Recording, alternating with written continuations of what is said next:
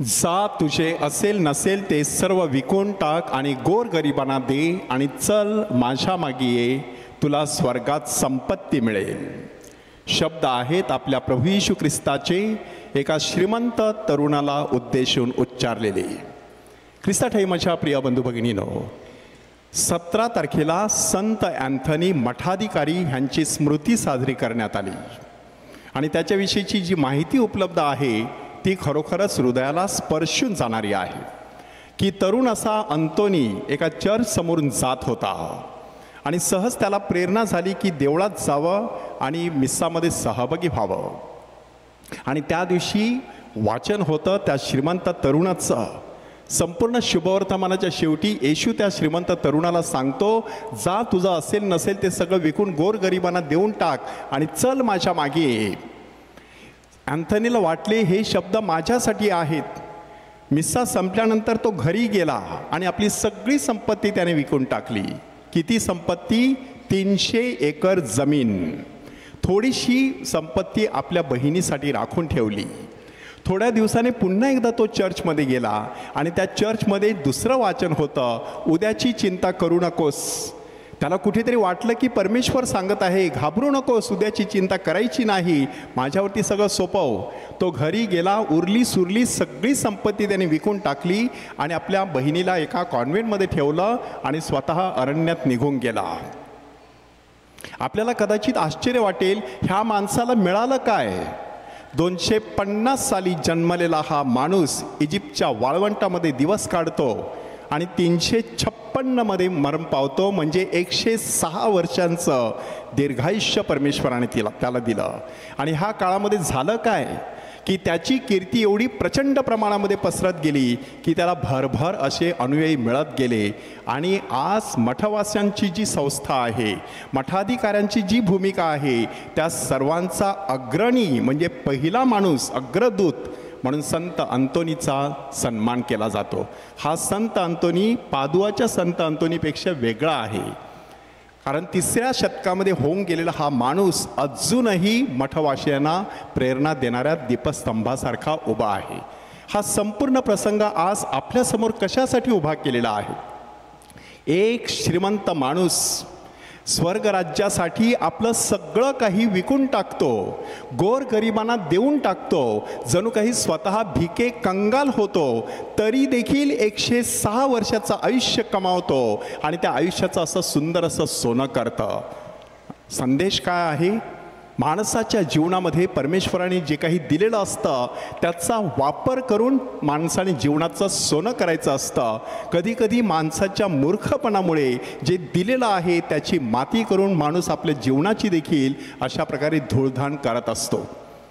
प्रभू येशू ख्रिस्ताने 4 धन्योद्गार दिलेले आहेत आणि 4 दुःखोद्गार दिलेले आहेत. जे धन्योद्गार दिलेले आहेत ते गोरगरिबांविषयी आहेत आणि जे दुःखोद्गार दिलेले आहेत किंवा जे धिक्कार केलेले आहेत ते सर्व श्रीमंतांविषयी आहे. आज आपण सामाजिक जीवन ह्यावरती चिंतन करत आहोत. पवित्र मरिया, बेथलेहमची पवित्र मरिया, हिने प्रत्यक्ष हे सगळं अनुभवलं.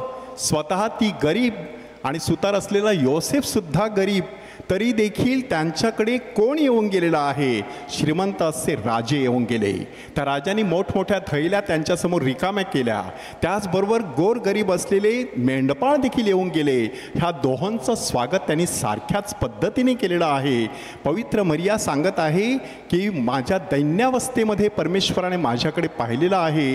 तो गोरगरिबांना उंचावतो, धनवानांना राजासनावरून ओढून काढतो. अशा प्रकारची ही जी सगळी क्रांती आहे, बेथलेहमची माता पवित्र मरिया हिच्या स्तोत्रामध्ये आपल्याला ती क्रांती दाखवण्यात आलेली आहे. सामाजिक जीवनावरती चिंतन करत असताना समाजामध्ये स्पष्टपणे आहे रे आणि नाही रे अशा प्रकारचे 2 गट दिसून येतात. एकीकडे वैभवाच्या शिखरावरती चढलेली ऐश्वर संपन्न माणसं असतात आणि दुसरीकडे भिके कंगाल असलेली, गटारामध्ये पडलेली, दुर्दैवी, अभागी अशा प्रकारची गरीब माणसं असतात. आणि ह्या दोहोंमध्ये एक फार मोठी दरी निर्माण झालेली असते. मग ह्यांच्यामधला धन्य कोण आहे, ह्यांच्यामधला अभागी कोण आहे, ह्याविषयी प्रभू येशू ख्रिस्त स्पष्टपणे आपल्याला संदेश देत आहे. जे 4 धन्य धन्योद्गार आहेत, त्यातील पहिलाच धन्योद्गार आपल्याला सांगत आहे, अहो दीनानो तुम्ही धन्य, कारण स्वर्गाचं राज्य तुमचं आहे. हे जे दीन आहे त्याच्यासाठी ग्रीक भाषेमध्ये 2 शब्द आहेत, हिब्रू भाषेमध्ये 2 शब्द आहेत, आणि आनाविम. आणि म्हटल्यानंतर भौतिकदृष्ट्या जगाच्या दृष्टिकोनातून गरीब असलेला माणूस, खरोखरच ज्याच्याकडे काहीच नाही अशा प्रकारचा दरिद्री माणूस. परंतु हा माणूस ज्यावेळेला परमेश्वरावरती विसंबून जीवन जगायला सुरुवात करत असतो तेव्हा त्याची मनस्थिती पालटत असते. परिस्थिती कदाचित गरीब असते, परंतु मनस्थिती मात्र परमेश्वराच्या कृपेने भरून गेलेली असते. तिला एक वेगळं ऐश्वर्य प्राप्त झालेलं असतं. म्हणून अशा माणसाच्या मुखामध्ये तक्रारीचा सूर नसतो. अशा माणसाच्या मुखामध्ये परमेश्वराला दोष देण्याचे शब्द नसतात. अशा माणसाच्या जीवनामध्ये सतत परमेश्वराचा गौरव असतो, कारण नक्कीच मला माहीत आहे ही माझी अवस्था अशी राहणार नाही. हेही दिवस जातील, चांगले दिवस माझ्या वाटेला येतील, कारण परमेश्वर माझ्या बरोबर आहे. तो मला नक्कीच ऐश्वर्य संपन्न करेल. जरी मला ह्या जगाची संपत्ती मिळाली नाही, तर खरी संपत्ती असलेला प्रभू परमेश्वर माझ्याकडे आहे. ह्या भावनेने ही माणसं श्रीमंत बनत असतात. मदर तेरेसा ह्यांचा आपण उल्लेख सातत्याने करत आहोत की स्वेच्छेने स्वीकारलेली ही गरिबी, केवढे पारितोषिकं त्यांच्या वाटेला आली, केवढा पैसा जगभरातून त्यांच्या पायापर्यंत ओतला गेला, तरी देखील जेव्हा त्यांना विचारण्यात आलं की मदर तुमच्यानंतर तुमची संस्था पुढे जाणार आहे की नष्ट होणार आहे, मदरने किती सुंदर उत्तर दिलं बघा. If my sisters follow the vow of poverty faithfully, my association, my congregation will flourish, otherwise it will perish. ह्याचा अर्थ काय आहे की जर माझ्या सिस्टरांनी दारिद्र्याचं जे व्रत घेतलेलं आहे त्याच्याशी त्या प्रामाणिक राहिल्या तर माझी संस्था सतत फलद्रूप होत राहील, सुसंपन्न आणि समृद्ध होत राहील. परंतु जर त्या गरिबीच्या व्रताशी एकनिष्ठ राहिल्या नाहीत तर ते नाहीशी होणार आहे. म्हणजे मदरचा नक्की भर कशावरती होता? परमेश्वरावरती विसंबून राहायचं. म्हणून आनावीम, पवित्र मरिया ही परमेश्वराची आनावीम, मी प्रभूची दासी आहे, अशा प्रकारचं रूप तिने धारण केलं. स्वर्ग आणि पृथ्वीची राणी होण्याचं भाग्य तिच्या वाटेला आलेलं आहे. म्हणून ही जी हृदयाची गरिबी आहे की हृदयाने माणूस जेव्हा लीन आणि नम्र होत असतो तेव्हा साक्षात परमेश्वर त्याला उंचावत असतो आणि स्वर्गाचं राज्य अशा लोकांच्या वाटेला येत असतं. अशी लोक कधी एकाकी नसतात, सतत त्यांच्या भोवती लोक असतात, तीच त्यांची संपत्ती असते. परमेश्वराचे आशीर्वाद वेगवेगळ्या रूपाने त्यांच्या जीवनामध्ये येत असतात. आपण स्वतःला प्रश्न विचारायचा आहे की मी आनी आहे की आनावीम आहे? आनी आहे हे कशावरून समजायचं? की खरंच मी गरीब आहे आणि त्यामुळे मी तक्रार करतो, मी कुरकुर करतो, मला सतत अजूनही गोष्टी कमी पडत आहेत आणि काही मिळत नाही म्हणून मी परमेश्वराला दोष देत आहे. परमेश्वरा तू दुसऱ्यांना किती सुंदर दिलेलं आहे, मला काहीच दिलेलं नाही, अशा प्रकारची तुलना करत राहतो. आपण आनी आहोत. आनावीम बनायचं आहे. सगळं काही परमेश्वरावरती सोपवायचं. जे काही देवाने दिलेलं आहे ते आपलं नाही, देवाचं आहे. ह्या भावनेने त्याचा सुंदर असा सदुपयोग करायचा आणि स्वर्ग गाठण्याचा प्रयत्न करायचा. त्यानंतर दुसरा धन्योद्गार सांगण्यात आलेला आहे की जे तुम्ही आता शोक व्यक्त करत आहात त्या तुमचं सांत्वन करण्यात आली. की अहो दीनानो तुम्ही आता शोक व्यक्त करत आहात, घाबरू नका, तुमच्या शोकाचं रूपांतर आनंदात होणार आहे. ह्या धन्योद्गारामध्ये नक्की कोणत्या प्रकारचा शोक आहे? माझ्याकडे काहीच नाही, मी बिचारा गरीब, मला अशा प्रकारे परमेश्वराने कसं आंधळं पांगळं केलेलं आहे, हा शोक नाही. तर माझ्या परमेश्वराला मी दुखावलेला आहे, माझ्या समाजासाठी मी पुरेसं काही केलेलं नाही, माझ्या समाजाच्या उपयोगी पडण्यामध्ये मी कमी पडलेलो आहे. ह्याबद्दल माणसाला जेव्हा शोक व्यक्त करावासा वाटतो तेव्हा परमेश्वर सांगतो तुमचं सांत्वन करण्यात येईल. अशा प्रकारची लोक आयुष्यभर शोक करणार नाहीत. एक वेगळ्या प्रकारचा आनंद त्यांच्या जीवनामध्ये, ते सांत्वन आणि समाधान त्यांच्या जीवनामध्ये असेल. बऱ्याच वेळेला आमचे फादर सिस्टर्स अतिशय दुर्गम भागामध्ये कार्य करत असतात आणि ते कार्य करत असताना परिस्थिती बघितल्यानंतर खूप दुःखी होतात की ही लोकं कधी सुधारणार आहेत, कधी वरती येणार आहेत समाजामध्ये आणि आयुष्यभर अशीच अंधारामध्ये राहणार आहेत का. अशाच लोकांना परमेश्वर सांगत असतो की तुम्ही कार्य करत राहा, त्यांना प्रकाश देण्याचं काम मी करणार आहे, त्यांच्या शोकाचं रूपांतर आनंदामध्ये करण्याचं काम माझं आहे. आपण कोणत्या गोष्टीविषयी शोक करत असतो माणसाने तपासून पाहायचं आहे. तिसऱ्या प्रकारचा धन्योद्गार आहे की जय तुम्ही आता भुकेलेले आहात ते तुम्ही धन्य, कारण तुम्हाला तृप्त केलं जाईल. कोणत्या प्रकारची ही भूक आहे? नुसती खाण्यापिण्याची ही भूक नाही. योग्य अशा गोष्टीची माणसाला भूक लागणं गरजेचं आहे. खाण्यापिण्याची भूक ही क्षणभंगूर असते. आत्ता भूक लागली असेल, रात्री घरी गेल्यानंतर आपण जेवणार आहोत, परंतु उद्या परत भूक लागणार आहे, त्याच्यानंतर दिवसभर भूक लागतच राहणार आहे. आज जगामध्ये कितीतरी लोक असे भुके कंगाल जीवन जगत आहेत. येशू त्यांना काय सांगत आहे? तुम्हाला तृप्त करण्यात येईल, कारण तुमची तृप्ती फक्त अन्नामध्ये नाही हे तुम्हाला जाणवेल. केवळ अन्नामुळे माणूस तृप्त होत नसतो. कधी कधी भरपूर खाल्ल्यानंतर देखील मनुष्य असमाधानी असू शकतो, अतृप्त असू शकतो. म्हणून येशू सांगत आहे योग्य अशा गोष्टींची भूक बाळगण्याचा प्रयत्न करायचा. संत अगस्तीन ह्यांनी सांगितलं की पैशाची भूक ही खाऱ्या पाण्यासारखी असते. ते खारं पाणी तुम्ही कितीही प्राशन केलं तरी देखील तुम्हाला परत परत तहान लागणार आहे, कारण त्याने तुमची कधी तृप्ती होणार नाही. माणसाने हा अनुभव जीवनामध्ये घेतलेला आहे. समाजामध्ये अशा प्रकारचं जीवन आपण जगत असतो तरी देखील माणूस त्याच गोष्टीच्या मागे धावत राहतो. शून्याकडून शून्याकडे अशा प्रकारे त्याचा प्रवास सुरू असतो. म्हणून माणसाने तपासायचं आहे मी नक्की कोणत्या गोष्टीच्या मागे लागलेलो आहे, मला कोणत्या प्रकारची भूक लागलेली आहे. जे नीतिमत्वाचे भुकेले आणि ताणलेले ते धन्य, कारण ते तृप्त केले जातील. आमचे फादर सिस्टर्स म्हणा किंवा संत महंत म्हणा की नीतिमत्वाचे भुकेले, त्यांच्या चेहऱ्यावरचं समाधान बघा, त्यांच्या चेहऱ्यावरची तृप्तीची भावना बघा. पिण्यामुळे ह्या गोष्टी येत नाहीत. कुठेतरी दुसऱ्या प्रकारची एक भूक असते. ती भूक माणसाने आपल्या अंतर्यामी बाळगायची असते. आणि चौथा धन्योद्गार आहे की ज्या वेळेला नीतिमत्वासाठी तुमचा छळ केला जाईल, तुमचं नाव वाईट म्हणून टाकून दिलं जाईल, त्यावेळेला तुम्ही धन्य.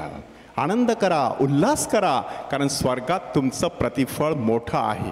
की माणसाच्या जीवनामध्ये माणूस समाजामध्ये कधीकधी भूमिका घेतो, चांगल्या गोष्टीच्या बाजूने आवाज करण्याचा प्रयत्न करतो, सत्य जे आहे ते प्रकाशात आणण्याचा प्रयत्न करत असतो. अशा वेळेला अशा माणसाचा छळ होत असतो. त्याही वेळेला त्याने कधी विसरायचं नसतं, त्याचं प्रतिफळ ह्या जगात नाही तर परमेश्वराकडे आहे. संत लॉरेन्स ह्यांना तेलाच्या उकळत्या कढईमध्ये तळलं जात होतं. एका बाजूला तळून झाल्यानंतर तो वर मान करून त्या मारेकऱ्याला सांगतो, एक बाजू तळून झाली, आता दुसरी बाजू घ्या. नीतिमत्वासाठी छळ होत असलेला हा माणूस त्या शेवटच्या क्षणाला देखील अशा प्रकारे शब्द उच्चारू शकतो. ह्यापेक्षा वैभव दुसरं कोणतं माणसाला हवं आहे? संत थॉमस मोर, विनोदी स्वभावाचा माणूस, त्याची गर्दन छाटली जाणार आहे अशी घोषणा करण्यात आली आणि लांब अशी दाढी त्याने हातात पकडली आणि मारेकऱ्याला सांगितलं, ह्या दाढीला काही करू नको, तिने काहीच केलं नाही. तुम्ही सहज विचार करा, नीतिमत्वासाठी छळ होत असलेला माणूस शेवटच्या क्षणाला देखील ताजा, टवटवीत आणि चित्त प्रसन्न असा असू शकतो, कारण तशा प्रकारचा धन्योद्गार आहे. आपण कोणत्या गोष्टीमुळे छळ सहन करत आहोत? कधीकधी आपल्या निष्काळजीपणामुळे, आपण व्यवस्थितपणे स्वतःच्या शरीराची काळजी न घेतल्यामुळे म्हणा, किंवा समाजामध्ये जे काही करायला पाहिजे ते केलं नसल्यामुळे आपला छळ होण्याची शक्यता आहे. त्याविषयी प्रभू येशू ख्रिस्त इथे म्हणत नाही. हे चार सगळे धन्योद्गार आहेत. तशाच प्रकारचे दुःखोद्गारसुद्धा प्रभू येशू ख्रिस्ताने दिलेले आहेत की अहो धनवानानो, तुमची केवढी दुर्दशा होणार, कारण तुम्ही आपलं सांत्वन भरून पावलाच आहात. असं प्रभू येशू ख्रिस्त सांगत आहे.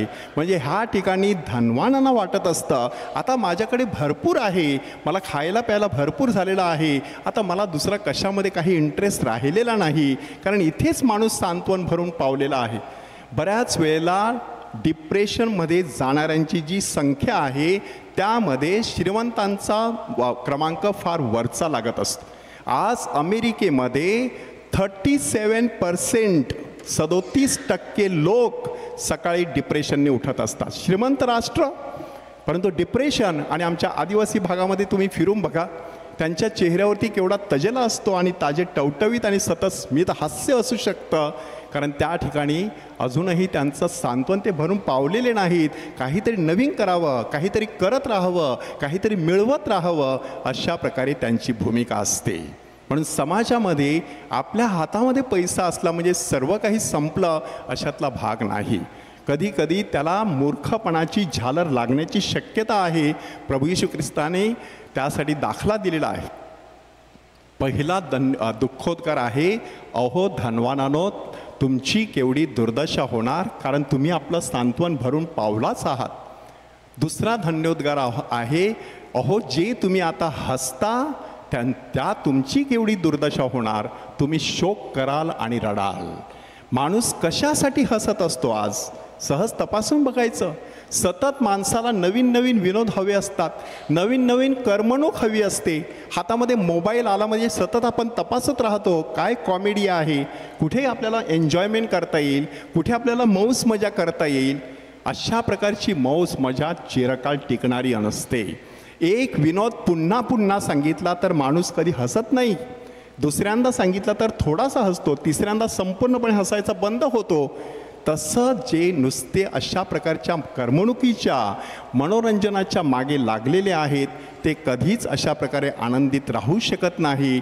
सर्वदा आनंदित असा, सर्व स्थितीत उपकार स्तुती करा, अशा प्रकारचा अनुभव त्यांना कधी येत नाही. कारण चुकीच्या गोष्टीमध्ये माणसाने आपला आनंद शोधलेला असतो.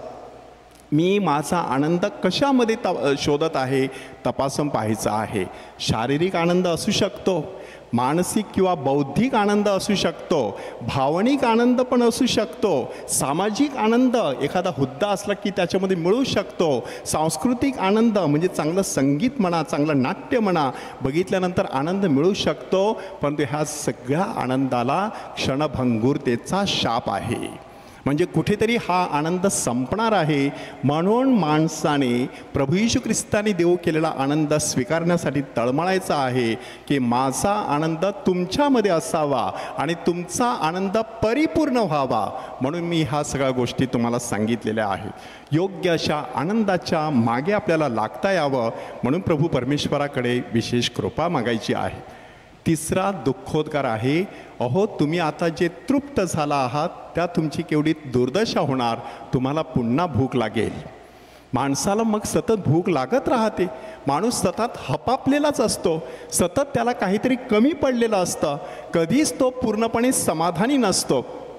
आज जगामध्ये परिस्थिती कशी आहे बघा, बऱ्याच लोकांना भूक म्हणजे काय माहीत नसतं. सतत त्यांची पोटं भरलेली असतात म्हणून ते सतत नवीन नवीन डिश मिळवण्यासाठी धडपडत राहतात की आज कोणत्या प्रकारचं डिश केलेलं आहे. आज चिकनचे जेवढे प्रकार आहेत तेवढे प्रकार दुसऱ्या कोणत्याच पदार्थामध्ये नाहीत. केवढे प्रकार आलेले आहेत तरी देखील माणूस एक नवीन नाव जर ऐकलं तरी ते कुठे मिळेल आणि त्याची चव काय असेल, त्याचं कशा प्रकारे एन्जॉय करता येईल, आस्वाद घेता येईल, हे माणूस करण्याचा प्रयत्न करत असतो. अशा प्रकारे माणूस जेव्हा आपली भूक भागवत राहतो तेव्हा माणूस कधी तृप्त झालेला नसतो. म्हणून आपण पुन्हा एकदा आपल्या अंतःकरणात डोकावून पाहायचं आहे, योग्य अशा गोष्टीची मला भूक लागणं गरजेची आहे. आणि मग शेवटचा दुःखोद्गार आहे की जेव्हा लोक तुम्हाला बरे म्हणतील, चांगलं म्हणतील, तेव्हा तुमची केवढी दुर्दशा होणार.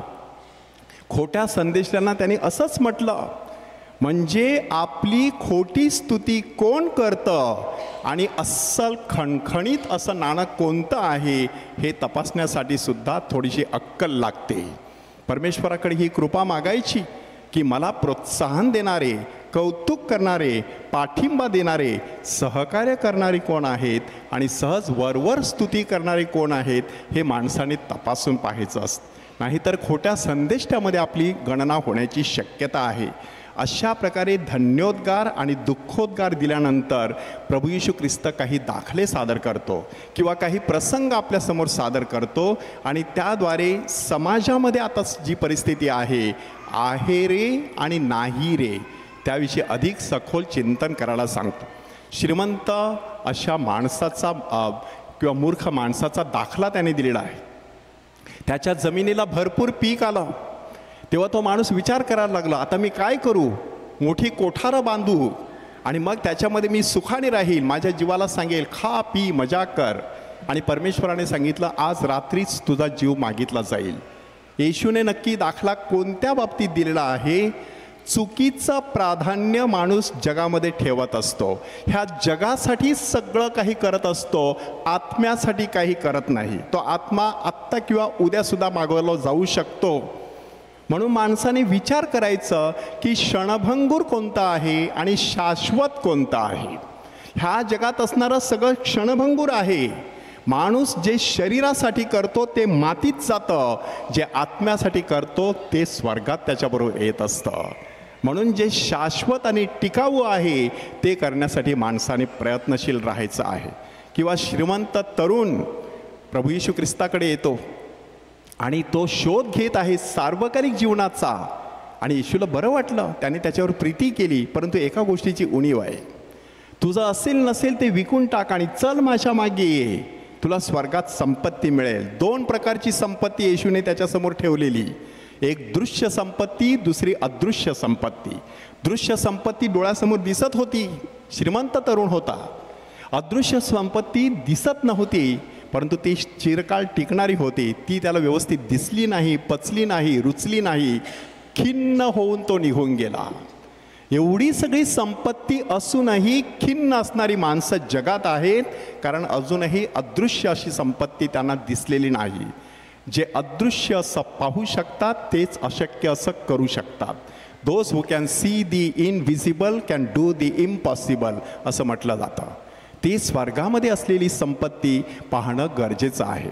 तिसरा दाखला आहे तो म्हणजे श्रीमंत माणूस आणि लाजार. गरीब असा लाजार नावाचा भिकारी श्रीमंत माणसाच्या समोर टाकलेला. आणि मग हा मनुष्य श्रीमंत जांभळी वस्त्रे आणि दररोज मेजवान्या सोडायचा आणि तो बिचारा गरीब लाजार कुत्री देखील त्याची फोड चाटीत. अशा प्रकारे आपल्याला सांगण्यात आलेलं आहे. मरणानंतर चित्र बदललं. हा मनुष्य त्या ठिकाणी नरक भोगू लागला आणि लाजार मात्र अब्राहमाच्या उराशी गेला. काय नक्की आपल्याला सांगण्यात आलेलं आहे? त्या श्रीमंत माणसाची काय नक्की चूक होती? असंवेदनशीलता. गोरगरिबांच्या गरजा आहेत, त्यांच्याविषयी ह्याला काहीच वाटत नाही. तेव्हा शेवट त्याचा असा होत असतो. म्हणजे ह्या जगात असून सुद्धा तो नरकामध्येच होता, संवेदनहीन होता. अशा प्रकारची ती भावना आहे. पण त्या लाजरने नक्की चांगलं काय केलं होतं? केवळ तो गरीब होता म्हणून तो स्वर्गात घेतला गेला का? तर त्याने कुत्र्यांची देखील भूक भागवण्याचा प्रयत्न केला. ती कुत्री ज्यावेळेला त्याची फोड चाटत असत तेव्हा त्याला देखील वाटत होतं की निदान फोड चाटून तरी त्यांचं पोट भरत असेल.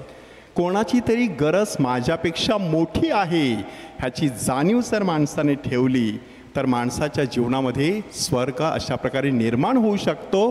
हे आपल्याला त्या गरीब लाजरकडून शिकायचं आहे.